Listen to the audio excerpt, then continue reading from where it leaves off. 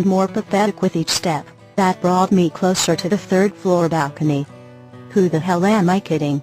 We left pathetic days ago. I climbed higher, nearing the balcony, and feeling even more nervous as my heart thudded loudly against my chest. I was afraid to look down, so I didn't. I just kept on climbing. It seemed like it was higher than it looked when I was on the ground. Finally, I reached his balcony and climbed a little higher to save me some space to climb over. Lifting my leg over the railing as quietly as I could, my foot gently reached the footing of the balcony floor. I let out a deep breath when I shifted all my weight to that foot.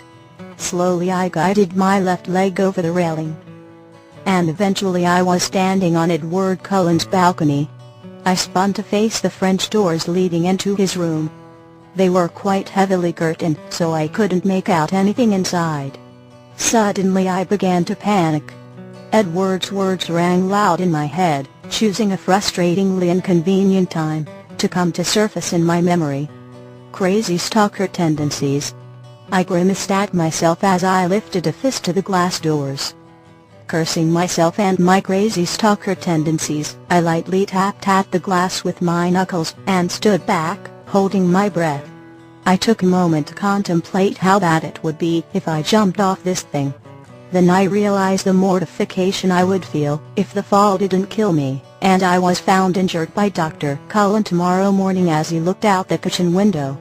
Suddenly it felt much darker outside. I could feel the darkness suffocating me as I waited for Edward to answer the door. Suddenly, one of the glass doors flung open, startling me. I stared with my mouth slightly hung open in shock as I stared unabashedly at Edward in the doorway. His eyes were a mix of confusion and shock, and he looked awful. His perfect straight nose was red and shiny, and he had a blanket wrapped around himself tightly. His hair was even more unkempt than usual, and he was unusually pale. Standing there on his balcony in the cold wet air, wringing my hands nervously, I realized I had to do something, and quick. He was just staring at me with an unreadable look on his face. "Bella?" he rasped out. I winced at the sound of his thick, nasally voice. Not really trusting myself to speak, I just swung my bag over to my front and unzipped it quickly, bringing out the large covered bowl of soup that was still steaming hot.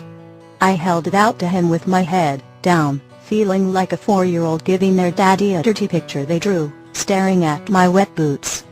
After a moment, I felt the bowl being removed from my hand, so I chanced to look up. And I almost collapsed in on myself in relief, when Edward turned one side of his mouth into his half smile and quirked an eyebrow up at me, letting out a bated breath. I decided I should take the opportunity to explain my being here. But looking into the intensely deep green eyes of the person before me, I said the worst possible thing.